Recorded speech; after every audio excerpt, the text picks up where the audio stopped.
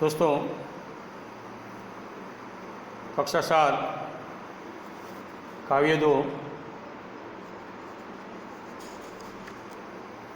तब याद तुम्हारी आती है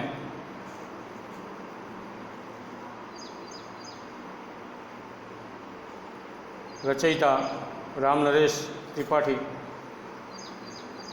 इसके अंदर 1, 2, 3 वीडियो में हमने अभ्यास का प्रश्न नंबर 2 देखा था। अभी अभ्यास का ये प्रश्न नंबर 3 है। तो हिंदी विषय में कक्षा 7 में अभी ये तीसरा प्रश्न का उत्तर हमको ढूंढना है, निकालना है। शब्द को उचित क्रम में रखकर अर्थपूर्ण वाक्य बनाइए। वाक्य में पहले कर्ता आता है, बाद में कर्म आता है, बाद में क्रियापद आता है, बाद में क्रियापूर्वक आता है। तो इसी तरह लाइन में शब्द होने से वाक्य बनता है, नहीं तो सिर्फ शब्द का झमेला कर दो कि भाई ही है जल जीवन, हे में फूला भरता रंग कौन, हे बिजली में बादल चमकती क्यों। इसी तरह वाक्य नहीं बनते हैं।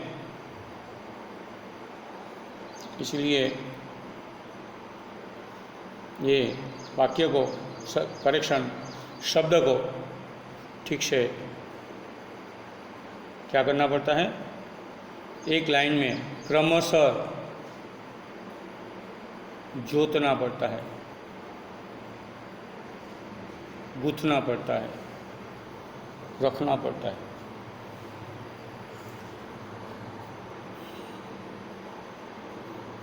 माला बनानी पड़ती है, तभी वाक्य बनता है। कैसे देखो, ही है जल जीवन पहले वाक्य में, तीसरा प्रश्न के पहले वाक्य में आप देख सकोगे कि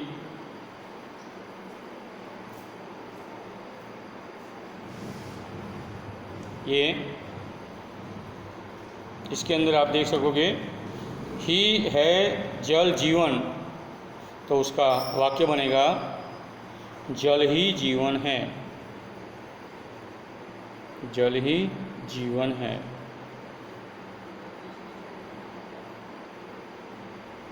अभी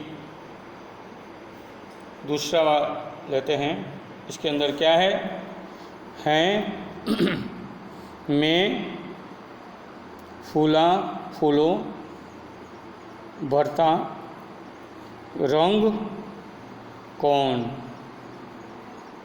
तो क्या आएगा, पहले आएगा फूलों, बाद में आएगा में, बाद में आएगा रंग, बाद में आएगा भरता, बाद में रंग, बाद में आएगा कौन, बाद में भरता और है। फिर से पहले फूल, बाद में, बाद में रंग, बाद में कौन, बाद में भरता, बाद में है। फूलों में रंग कौन भरता है। ये दूसरा वाक्य हुआ। हे बिजली में बादल चमकती क्यों। ऐसा नहीं चलता है। तो ये तीसरा वाक्य, इसके अंदर क्या बोला गया है, बिजली है में बादल चमकती क्यों नहीं होता है। बादल में बिजली क्यों चमकती है। बादल में बिजली क्यों चमकती हैं। तो तीनों वाक्यों, पहला वाक्य जीवन जल ही जीवन है। दूसरा वाक्य फूलों में रंग कौन भरता है। और तीसरा वाक्य बादल में बिजली क्यों चमकती हैं। तो यहाँ ये तीनों वाक्य की बात समाप्त होती हैं।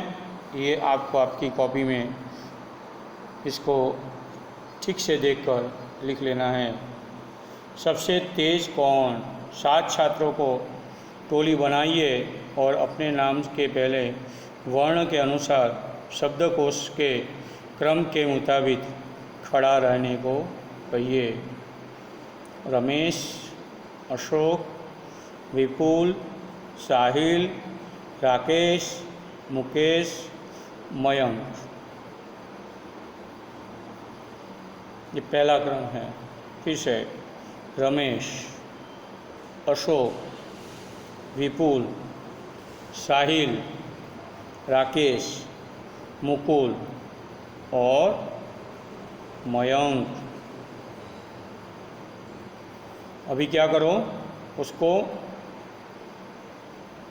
किसके अनुसार? वर्ण के अनुसार शब्दकोश के क्रम के मुताबिक खड़ा रहने को कहिए। पहले क्या आएगा? अ आ ई यानी अशोक, बाद में मयंक, बाद में मुकुल, क ख ग अंग, च से ज न, ख ग अंग, च से ज ञ, ट ठ ड ढ ण, त त द ध न, प फ ब भ म, य र रमेश। रमेश के बाद राकेश, क्योंकि कक्का के अनुसार क ने कहीं नहीं क, र ने कहीं नहीं र ने कानो राकेश। પછી પ ફ મ ય ર લ વ, र ल व विपुल, व स साहिल। यानी इसी तरह हुए अशोक, मयंक, मुकुल, रमेश, राकेश, विपुल और साहिल। तो दोस्तों अभी दूसरे 7 आदमी 1 2 3 4 5 6 7 खेमचंद, चंपक, गोपाल, तनसुख, अनुराग, जयेश, कमल।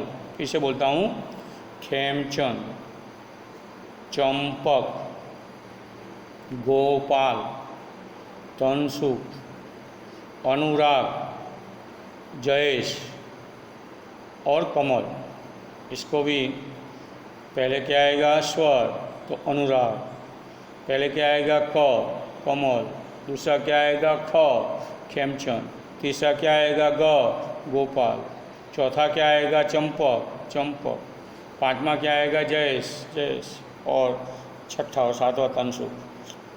तो अनुराग, कमल, खेमचंद, गोपाल, चंपक, जयेश और तनसुख। ये किसके अनुसार हुए? वर्ण के अनुसार शब्दकोश के क्रम के मुताबिक खड़ा रहना हो गया। नीचे दिए गए शब्दों के अर्थ शब्दकोश में ढूंढकर तेजी से कौन बता सकता है? तो कूक, कोयल की बोली। कूक, कोयल की बोली। इरादा, संकल्प। इरादा, संकल्प। तरुवर, श्रेष्ठ या बड़ा वृक्ष। तरुवर, श्रेष्ठ या बड़ा वृक्ष। मुग्ध, मोहित। गुजारिश, निवेदन। अभी प्रश्नों के उत्तर दीजिए। स्वाध्याय की क्या हो गई? शुरुआत हो गई। स्वाध्याय की शुरुआत हो गई। चिड़िया खुशी के गीत कब गाती हैं? चिड़िया खुशी के गीत कब गाती हैं? लिखो। चिड़िया बहुत सवेरे खुशी के गीत गाती हैं। चिड़िया बहुत सवेरे खुशी के गीत गाती हैं। सुबह होने पर प्रकृति में कैसे बदलाव आते हैं? सुबह होते ही प्रकृति में कैसे बदलाव आते हैं? लिखो। सुबह होने पर आकाश में तारे छिप जाते हैं। सुबह होने पर आकाश में तारे छिप जाते हैं। रात का अंधेरा दूर होने लगता है। रात का अंधेरा दूर होने लगता है। पूर्व दिशा में सूर्योदय के पहले लाली छा जाती हैं। पूर्व दिशा में सूर्योदय के पहले लाली छा जाती हैं। पंछी चहचहाने लगते हैं। पंछी चहचहाने लगते हैं। कलियां खिलने लगती हैं। कलियां खिलने लगती हैं। कलियां खिलने लगती हैं। फूलों की सुगंध हवा में फैलने लगती हैं। फूलों की सुगंध हवा में फैलने लगती हैं। इस प्रकार सोई हुई प्रकृति जाग उठती है। इस प्रकार सोई हुई प्रकृति जाग उठती है और वातावरण में ताजगी का अनुभव होता है। और वातावरण में ताजगी का अनुभव होता है। लिख लिया हो तो पढ़ो इसको। सुबह होने पर आकाश में तारे छिप जाते हैं। रात का अंधेरा दूर होने लगता है। पूर्व दिशा में सूर्योदय के पहले लाली छा जाती है। पंछी चहचहाने लगते हैं। कलियां खिलने लगती हैं। फूलों की सुगंध हवा में फैलने लगती हैं और इस प्रकार सोई हुई प्रकृति जाग उठती है और वातावरण में ताजगी का अनुभव होता है। पृथ्वी पर हरियाली कब छाती है? प्रश्न नंबर 3, पृथ्वी पर हरियाली कब छा जाती हैं? लिखो। वर्षा ऋतु में धरती को पानी मिलता है। वर्षा ऋतु में बारिश गिरने से क्या होता है? धरती को पानी मिलता है। वीरान पड़ी धरती पर घास उगती हैं। वीरान पड़ी धरती पर घास उगती हैं। सूखे पौधे हरे हो उठते हैं। सूखे पौधे हरे हो उठते हैं। पेड़ों को क्या मिलता है? नया जीवन मिलता है। क्यों? पानी से। पेड़ों को नया जीवन मिलता है। पेड़ यानी पौधा, वृक्ष। पेड़ों को नया जीवन मिलता है। उनके हरे पत्तों की शोभा बढ़ती है। उनके हरे पत्तों की शोभा बढ़ती है। इस प्रकार वर्षा ऋतु में पृथ्वी पर हरियाली छा जाती है। इस प्रकार वर्षा ऋतु में